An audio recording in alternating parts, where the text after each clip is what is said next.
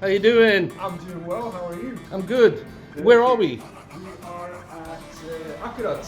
Yes. We're going to record a wonderful podcast and YouTube episode down in the basement. That's today. gonna be awesome. It's going to be awesome. Yeah. Shall we go in? Yeah, sure. Yeah, let's go. And we're gonna speak to Anders. Strömmen. Yeah. We are. He's the pub manager at Akkurat. And you're gonna see probably right now, we're gonna switch between the nice views of the restaurant. You will see the entire place. And I'll see you when the podcast begins. Yeah. See you soon.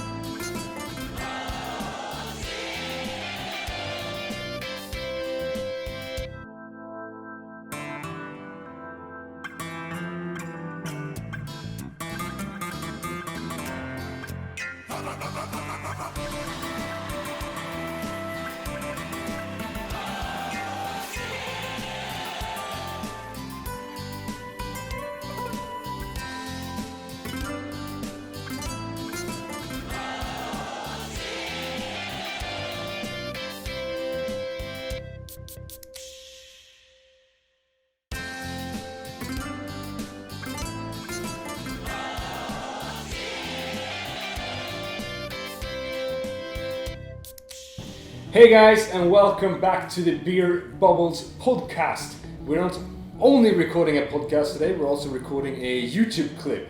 And as usual, like, comment, subscribe to the channel down with the bottle down there. And today's guest is Anders Ström, bar manager at Akkurat in Stockholm, one of the absolute best beer and whiskey bars in the world. Yeah. So tell us a bit about your background. Well, I actually started out as a lumberjack. I was out cutting woods with a chainsaw. But then my brother called, and he was manager at Gondolen, close by here, and he wanted someone to work for the summer. And I said, yeah, well, I haven't anything better for me, so I started working at Gondolen, and it was quite basic. I was stock managing and stuff, and then I had the interest from the beginning with wine and stuff, but there you had all the opportunities to learn. So that's how I got into the interest of wine and beer. So it started with wine at Gondolen, and then when I was working at Gondolen, Akkurat was my after-work place. So there where I learned about beer, because this is my beer university.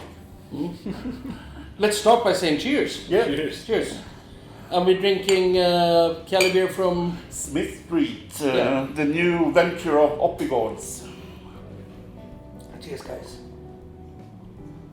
So Björn has sold out the biggest part of Akkurat Yes. and is now doing They're now doing what he thinks is fun, which is brewing. yeah. So sell the brewery, start brewing. Yeah. But I think what's the thing is he doesn't have to be involved in the day-to-day business. So No. you can do what is fun. But you started out at Gondolen, Yeah. which is kind of a wine-based place. Yeah. Went here for beers, Yeah. but why make the change into beer? Because you've not just been here. No. You've actually quite recently come back to Akkurat. Yeah. I've been working on and off for like 10 years at Akkurat. But then I have been at some Bishop Arms and other stuff. But when you follow where the opportunities are, so absolutely it was fun to work with wine, but then I felt that well, beer might be a bit more close to my heart, but still I So enjoy. why beer instead of wine? I think I drink more beer than wine. To me, it's easy access and also the price. Yeah. You can get something really, really good for about a fourth of the price of a really, really good wine. But then I really are into the dinner experience or the food, the combinations of wine and beer. So that's, as I was trained as a sommelier at Gondol, and then it's more natural to have the two together. That you always think about taste and stuff. Yeah. So pairings are quite an integral part of what you do in a fine dining restaurant. Yeah, exactly. So if you were to explain Akkurat for somebody who doesn't know what Akkurat is, how would you put it? Well, Akkurat is, I think we have one of the widest range of beers compared to other bars, because I think we try to make an example of every kind of beer in the world, but not from all of the world, because we still have to have it fresh. And nowadays, as you brew really good beer in Sweden, then it's really much, very much of the Swedish craft beer. But as Akkurat has a history of the Belgian beer, so the Belgian stuff is really strong as well here. And we have a fantastic selection of whiskey as well. We were supposed to be in the basement today, We were supposed to be, but they store all these fantastic vintages of Belgian lambics. But they got some customers. So There was Sorry? there was a whiskey tasting that no one knew was booked. So we're sitting actually now in the club. Yeah, We call it the club room. the club room, which is kind of nice because you see people walking by in the sunlight outside, and it's absolutely fantastic. This is a free house. Yes. For people who don't know what a free house is, it's a restaurant or bar which is not sponsored or really tightly connected to one brewery. We have no binding contracts from any brewery that we have to have beers from. So. that's not very usual to have for a bar. In Sweden, it's very unusual. really rare. Yeah. It's some special beer bars. Otherwise, a normal restaurant in Sweden that isn't specialized on beer, they usually have a contract with one of the major breweries. Yeah, that means you have to have like 75 or 8% of the beer in storage has to be from that contract. And also how much you sell have to be part of that as well. But Akkurat hasn't always been a free.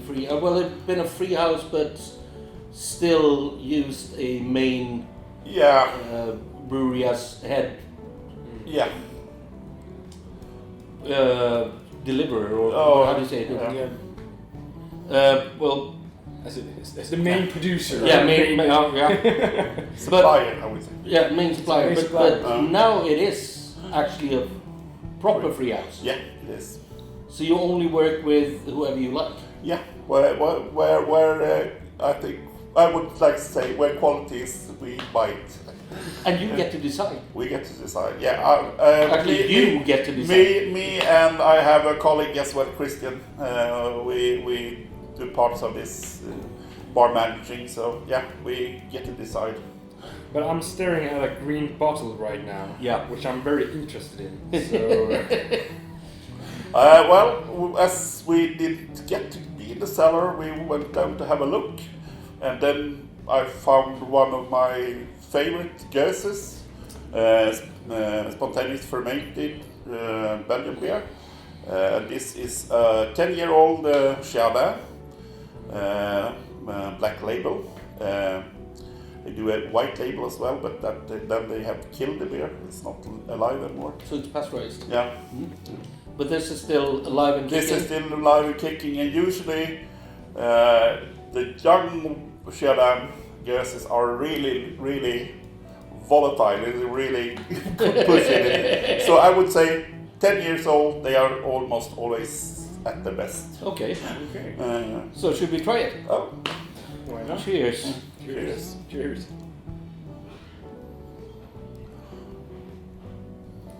Nice fruitiness and not that much funky. It's got a bit of funk, but it's really mellowed and Yeah. Oh, And that it's is- really rich. that's good. It's, Yeah. it's really full in flavor. Yeah, It's, yeah. it's not Yeah. like some lambics that are just dry to the point of you only feel the tartness of it. It's got quite a lot of body and Yeah. a bit of residue sweetness actually. Yeah.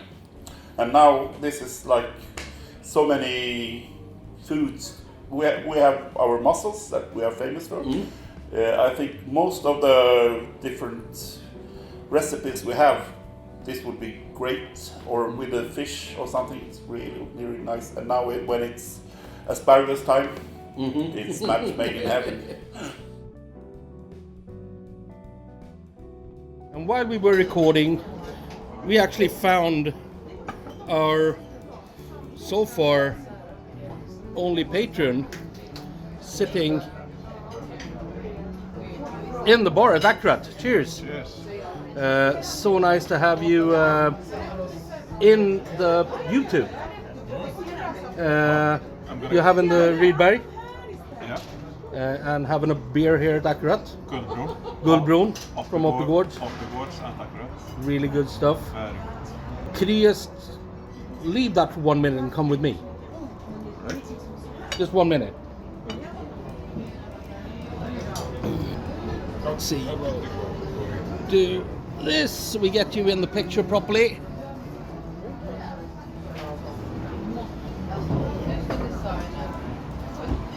Whew. There we have you. I'm here. Because if you're a patron, you get some special things. Oh my god. Whoa! Hello. There we are. Hello guys. Hello. How are you? I stopped in the middle of dinner. He's actually having a Rydberg right now. Oh. Then we have to pour him some beer. Yes. Yeah. Is this what? It's, 2011. Oh Yeah, it was gorgeous. Really good. We'll see if we can do this and take the camera down to what we're drinking. Gueuse Jardin 2011 Akkurat Cuvée. Yeah. Ingi, cheers. Yes.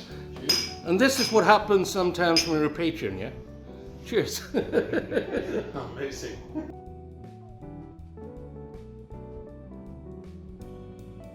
So, when is there a lot of people coming here for the food and wine, food and beer combination? Is Yeah. a lot of people asking for beer for the food? Yeah, we try. We are not, I would say right now, but due to circumstances, we're doing not the best on that, but we are always trying to do better. We always think about it, so we always try to do the pairings, especially when we have some seasoned dish or some daily tip, and then we always talk about it. So, yeah. What beer would work with? Yeah. Yeah. You said before that the combination of food and drinks is important to you. Yeah. It's been for me as well for quite some time. And this is this something that the everyday man has started to learn more about beer and food taste pairings, rather than going the easy way out and just having a glass of white wine with their fish or a glass of red wine with their meat dish? No, I wouldn't say that. Most people that come here don't ask for that, but we try to encourage them or help them to find something that's new and that they can taste for the first time or something and experience something new. But as the main public here, they are just here to have a beer, and they find something that they really enjoy, then and then they drink that several times. But then we have other customers that's more interesting in always searching for new things, and then they want to. Yeah, they want always new, so they always have to check if you have drunk it before and stuff. I remember working at OT and a guy came in and said like, do you have anything new? And I said, when were you here last time? Yesterday. Sorry. Well, at Akkurat we always have something. Yeah. At least something new they haven't tasted before. No, absolutely. But is it easier to combine beer and food than wine and food, in your opinion? I think beer and food is harder. Okay. Why? I think it's the wine. The wine is a broader spectrum than beer when it comes to the basic tastes. So. And I feel the opposite. Yeah. But well, you're a sommelier. You as well. And I'm just a nerd. I know. I feel like wine can sometimes make more sense than a beer in a way, and also I think it's because like there's a little bit of a science behind the wine and food combination, and people have been doing it for such a long time, but people haven't been doing beer and food in the same way, or not as broad as with wine, so we don't have as much knowledge. And the vocabulary as well. Yeah. When people that try wine and have done it for a while, they use the same terms, they use the same vocabulary. In beer, that's almost non-existent. Yeah, when you study to be a sommelier, you have this sheet with all these stages you have to go through for tasting a wine. And then when you taste with other people and you get the same language and you understand each other, even though you say something that doesn't make sense, like red berries. Yeah. But we know what red berries are. Or Well, the beer scene doesn't have that yet. No. I hope it's coming because to me, when you combine beer and food, when you really hit, it is such, to me, a bigger impact than when you've got a wine that is good with your food. When you really hit with a beer, it's amazing.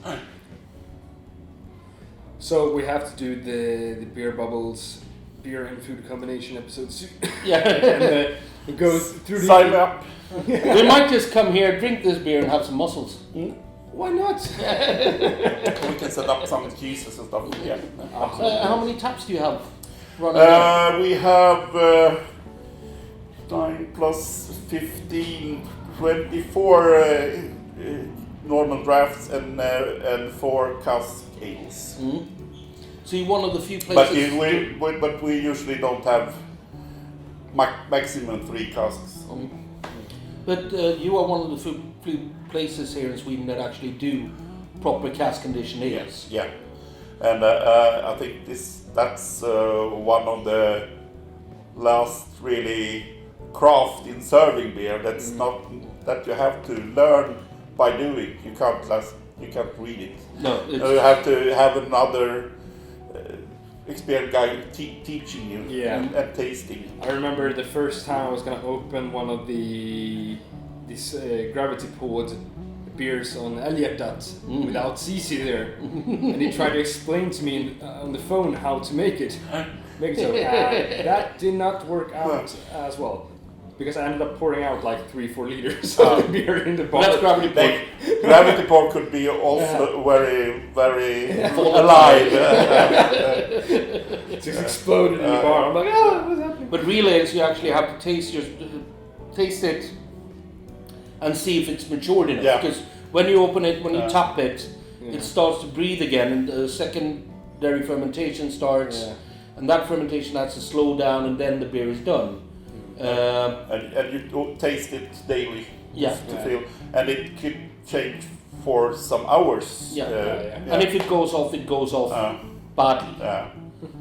But Akkurat was actually the second place in the world outside of the UK to get cask mark from the cask mark, which is a quality certificate, really, an organization in England. Serving Or a in good UK. cast pint, yeah. So the second place. Second place. Which one was the first by a few hours?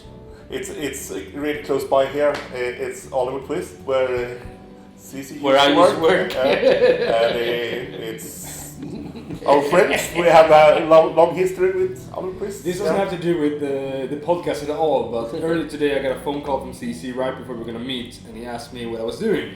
And I was at Beefeaterin, which he used to work at, which he's told me 1,000 times. And he mentions, I used to work there. I know CC. And he does that every time we talk to him as well. I used to work there. That's a big. I have a picture from when he was working there. He was so young. I've seen that as well. But I'm going to combine two questions now because I think they have a little bit of a they stick together. COVID's been going on for quite a while, and the question I want to go in with is entertainment. How do you have live music usually, or has it changed a lot? Since COVID, we haven't had any live music. Akkurat used to have live music every week on Sundays, but the last couple of years we went down to have once a month. But I think hopefully that will come back to once a month and have live music because it's really appreciated by many people. It was one of the few scenes where music was live on Sundays in Stockholm. Yeah. And no charge, free entrance. Mm-hmm. Do you do any other type of entertainments without? Like Or quizzes did right or- now? It's No, not other than live music. And sometimes when Akkurat has some jubilee, then it was live music all week or something. But we should have had a really good 25-year celebration last year, but sorry. But on Sunday, other entertainment, it's the old guys in the bar. but on Sunday you're gonna do gravity poured beer from Helsingin. Yeah, sure. Because this is coming out tomorrow, which is Friday. 14th. So on Sunday I'm going to pour Pilsner from Helsingin on brewery. Which is really good. Really good. And we will serve some herring as well. So it's really, I would say it's old man's Saturday. Good Sunday. Sunday. But we were supposed to sit in the basement, as we said. We were supposed to be there and have a gorgeous background and everything. We still have a gorgeous background. Yeah. It's a lot of It's whiskey bottles. whiskey bottles here. It's not whiskey bubbles maybe. Yeah. But tell us a little bit more about the basement. The basement, the beer cellar has evolved since the beginning, and at first, as no one has done that before, not every beer is done for aging. So this is a continuing experience, what we should store in the cellar and what we should not. So it's continuing experience of what should. But down there in the basement, you actually have QA bottles from. I know some guys in the US actually watch this, and the most mythical brewery in the world, according to most Americans, is Cantillon. Yeah.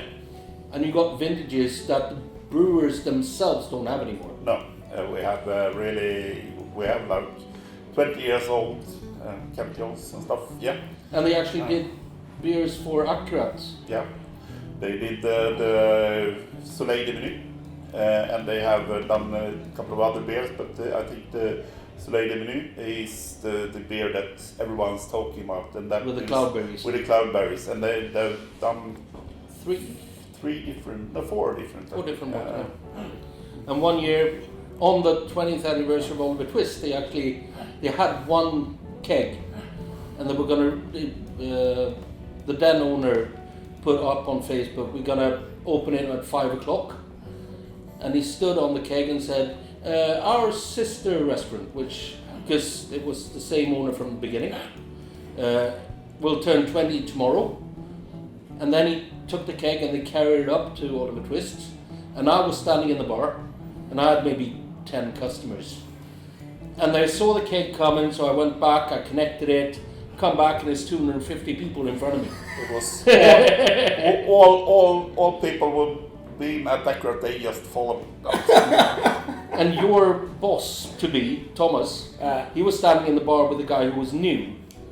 And this guy was almost crying. He was like, "Everyone just left, and their tabs are still in the machine." Yeah, And Thomas was like, "It's here. cool. They'll be back in an hour or so when the keg is running." And Don't worry. That's the most beautiful thing about the beer scene, I feel, at least in Stockholm, probably is in Gothenburg as well, god damn it, is that when you're a regular at a place and you just leave, they're like, "Yeah, he's coming back, so it's fine." Nobody blinks an eye. I've actually done an accidental runner here.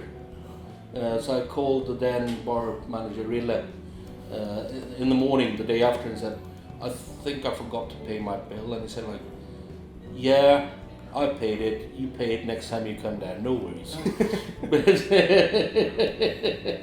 But you have quite a lot of tastings down in the basement as well. One right now. One right now, exactly. But that's a whiskey tasting. That's the whiskey tasting. Yeah. Is the whiskey tastings more popular or the beer tastings? As they've been, we have had the beer tasting a bit resting because that's also about Corona and how many. If you just have to have, it's allowed to have 8, and it's hard to get that. Then you have to pay really lot to have a person leading the tasting.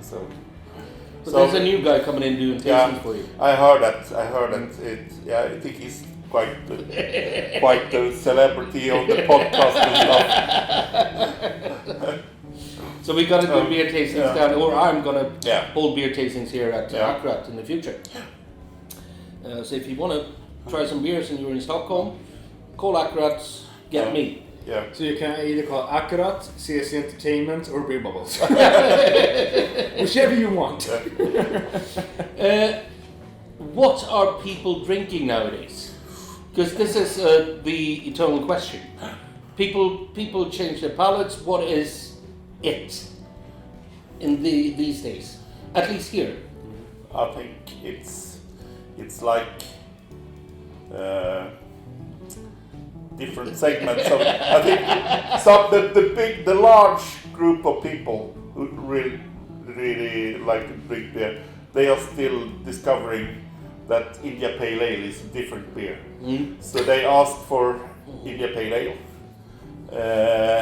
and then we have the one who is tasting everything. They want to have the latest juicy hazy IPA or the modern sour, kettle sours and stuff with different fruits and so.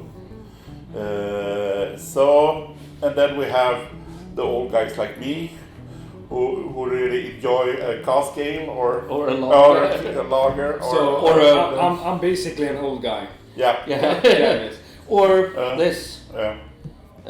But it's lager still, because there's an old, I'd say, Swedish expression like storstark, big, strong.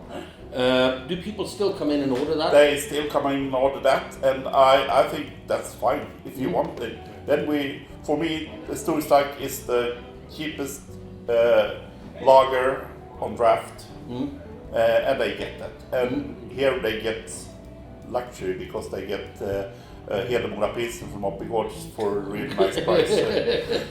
That is awesome. I've said for how long ago was it? I before I joined Beer Bubbles, I was on the Ölpodden, which was Cice's podcast before this one, and we talked about trends a lot. And I was firm with lager is always gonna stand, and I still think that lager is always gonna stand, but in different aspects. It's a lager, as every other beer style, is evolving, because lager is not just the macro brewed big cask. It's more you have the craft side, you have the hoppy lagers and everything. But I feel like lager is gonna stand forever, basically. I think people are discovering the difference between lager and lager. Yeah.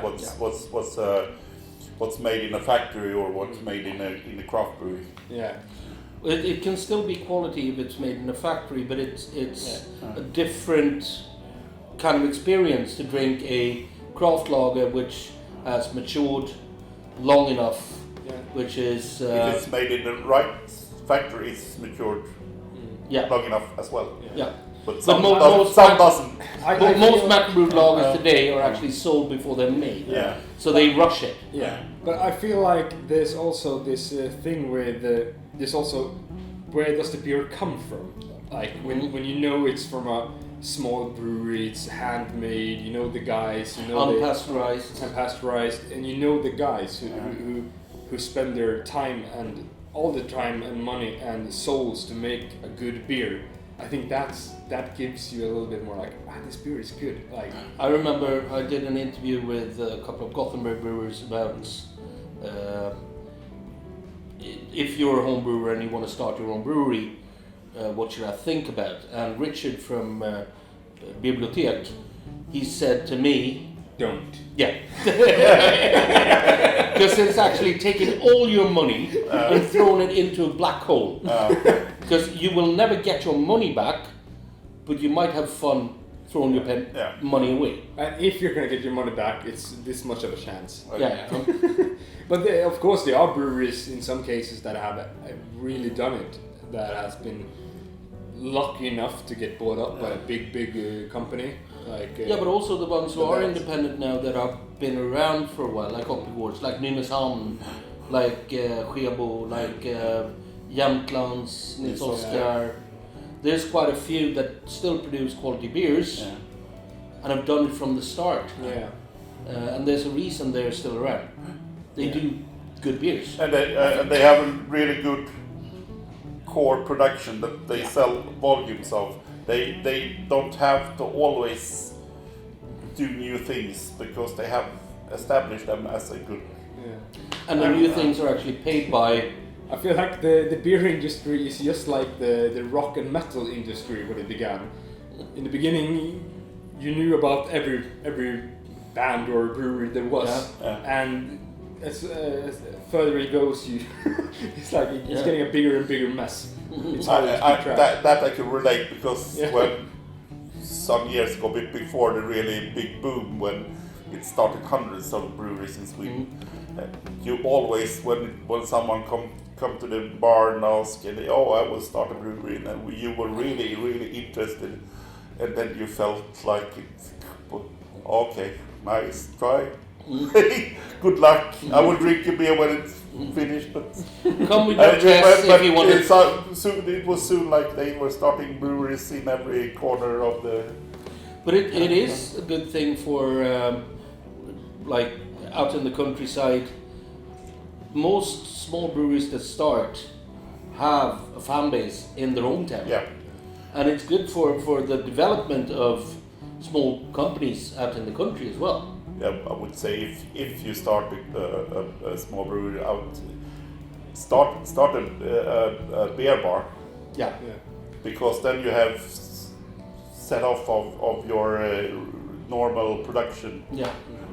So that's the biggest tips from 3 beer drinkers. Starting a brewery. But when we talked to Svartberget the other week, really good new breweries. Yeah. And they were really serious about without the brew pub, they wouldn't be anything. No. Yeah. Because they started out brewing for the brew pub because they couldn't be asked, since they are actually up on Åreskutan, the hill, the ski slope. They didn't want to just chug casks or kegs up the mountain. They brewed it themselves, so they could. Well, they didn't have to go down to the village to pick up stuff. Yeah, exactly. And I mean, they were they're focused very locally, as Sebastian said in the interview. If you've seen that, they're focused very locally and on the tourism as well. Yeah. But what is as well, they had a great opportunity with the Årebryg company that they could work together with, because Årebryg company made the grounds. As They kind of paved the way. Yeah, paid the way. But in the end, like, doesn't matter if somebody paid the way or not, because you have to do it yourself. Yeah. And you have to do a good beer. Yeah, that's the most important thing. If you don't do it good beers, you're not gonna make it. But I think they managed to do a lot of good beers, and they were That actually brings me really into the next question that I had, because quality is key. Is the normal beer drinker more informed today than he was 10 years ago? Is he aware of what quality is, or is he just drinking something local because it's local, do you think? That's a hard question. I think, sadly enough, there are people are drinking a lot of bad beers and not aware of it. So yeah. If you don't know anything else, it's a good Yeah. beer. But I know, like, back in the days when people tasted Carlsberg Hoff as it should be, they were disappointed because they didn't taste as much as the defect. Yeah, because it was clean. Yeah. Of course, it's different, but I feel like what I've noticed is that even though you don't, speaking from a bar position, when you're standing behind the bar, people that don't know beer, is usually a storstark or help me, surprise me, help me find a beer that I like. Or going, I want an IPA, and then you say, I want IPA, they say. Because they've seen Lagunitas IPA, and it says IPA on the bottle. And you go, which one do you want? And they go, there's more than one. And then you can start educating. Juicy, hoppy, drunk. and then you have another classic. It's like, I want an IPA, and then they say it shouldn't be hoppy, it shouldn't be, and then you take away all that an IPA is, then you don't want an IPA. Well, the thing is, this is not their fault. No, of course. And what we are there to do, at least a big part of my job is trying to be an educator without being patronizing and downletting, because the important thing is what you like is the most important thing. Yeah. Which is basically the whole idea behind the beer bubbles as well. Yeah. Because it's not about who knows the most or who's the best. It's more like we enjoy drinking Beer should be fun. Yeah. And taste is the most subjective thing we own. Yeah. So your taste is never the same as mine. Well, sometimes it's the same as mine, but when I don't know if you had the same experience when you studied to be a sommelier, but I probably did it a couple more years later. I would say a lot of years. But one of the first things I was taught, which was by Michel Jamin, was the exact thing you said. The taste is very personal, but you can never be wrong. But with wine you have this language like set, as we said before, like there's a language that everybody who talks wine speak. So that's why we can communicate with an easier way, even though I feel like, oh, it tastes like grandma's socks. People will know, like, okay, he probably means like that, because you know the flavor that's related to that flavor. But with beer, there's not like there's no standard in a way that there's no language. No, exactly. And we'll just have to change that. Yeah, but it's coming a little bit more and more. I mean, it's really hard when you try to do tastings as well, because I often talk about flavors as colors. Yeah. When something is hoppy and fresh, to me it's green. Yeah, exactly. When something is oxidized and fading, it's brown. I like a banana. So, or like wet cardboard or something like that. Yeah. I mean, and when you talk about wet cardboard, when you talk about that with wine, it's a cork defect. Like it's bad. So it's two completely different languages. You can't use the wine language for beer, because that would be Well, you can. But not it's the better wet for cardboard. us. Not I the think wet it's cardboard. I think it's better actually to try to develop a new language for beer. Exactly. It's like when you speak different languages, different words have different meanings in different languages. But right now, you and me are talking quite a lot. This is actually our guest. It is. We should bring it back to him. What would you like people to drink more of? Oh, I don't know. But What's your favorite style? I would say if you really have to say something, then I would say it's a British pale ale or bitter. Do we agree? Well, I wouldn't mind. The thing is, But me, then- I've been trying to get people to drink more milds for ages. Yeah. I like low alcohol or low ABV beers because I can drink more, and you can tell from us guys that we like to drink quite a few beers. Yeah, when it's around 4%, it's perfect. Yeah, I can drink a lot. But it's a style that it's been quite untrendy for quite a while.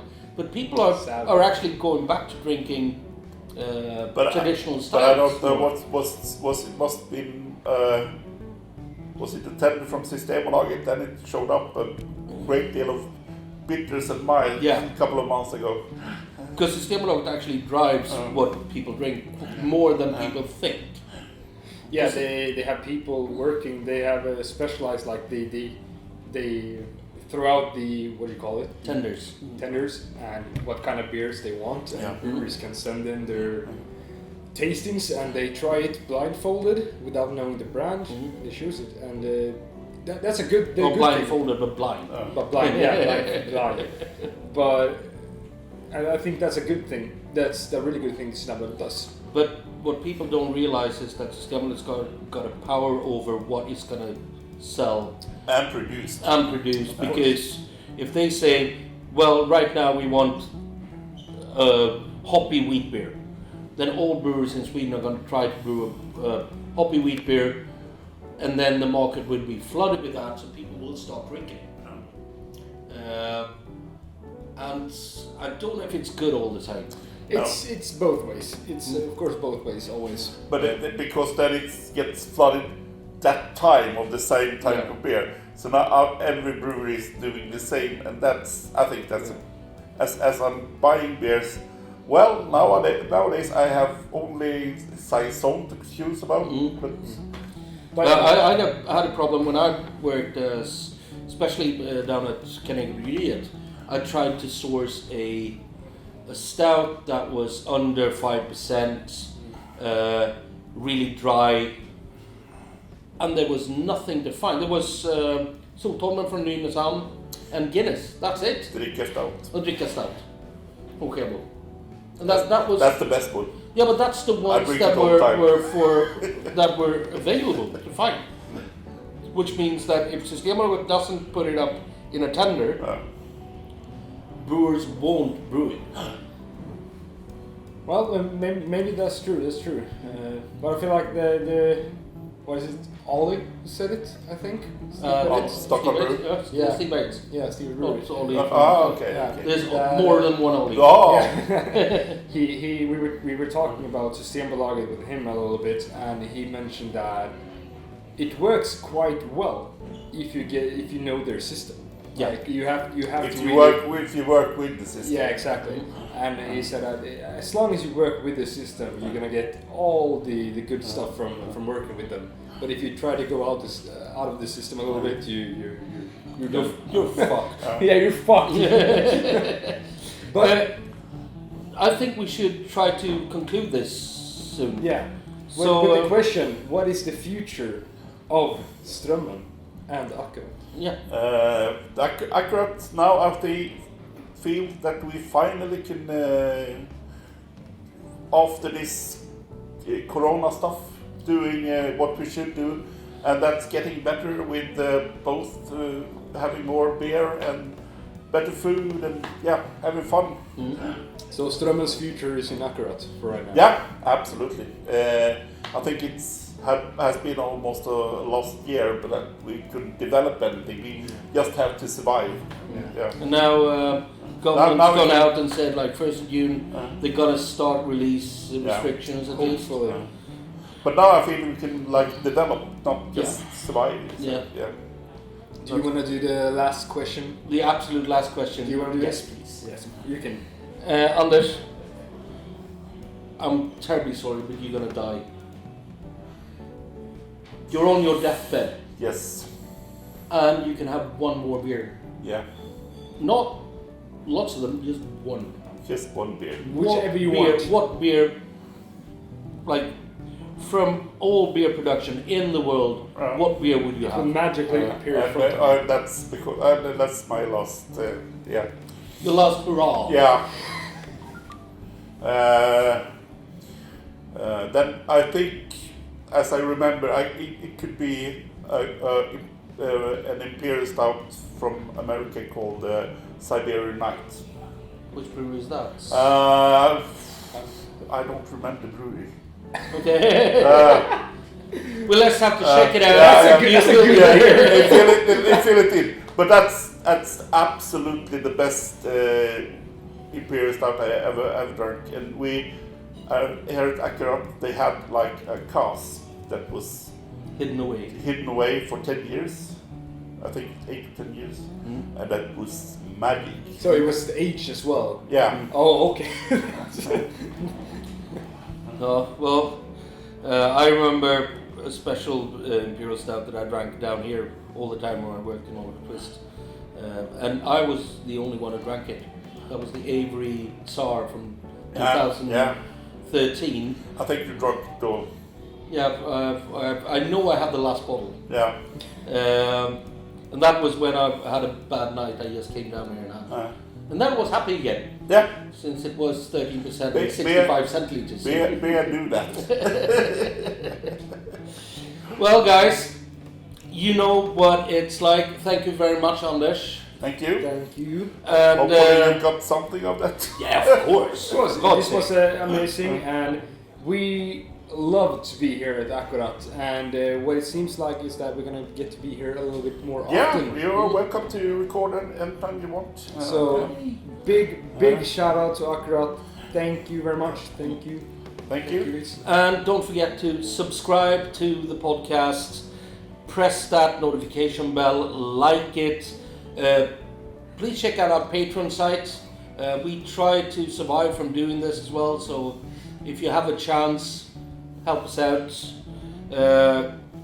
What else? Write a comment. Yes. Tell us what you think about this video. If you have any questions for Strömmen about Akkurat, say them or go here yourself and ask them. And whatever you do, Drink better beer.